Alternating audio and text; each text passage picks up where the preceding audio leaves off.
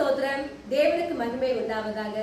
ஆண்டவரும் இரட்சகருமான இயேசு கிறிஸ்துவின் நாமத்தில் உங்கள் யாவருக்கும் என் அன்பின் வாழ்த்துக்களை தெரிவித்துக் கொள்கிறேன். இந்த நாளுக்குரிய வேத வசனம், அவர் அதிகமான கிருபை அளிக்கிறவராய் இருக்கிறார். ஆதலால் தேவன் பெருமையுள்ளவர்களுக்கு இருக்கிறார், தாழ்மையுள்ளவர்களுக்கோ கிருபை அளிக்கிறார். யாக்கோபு 4:6.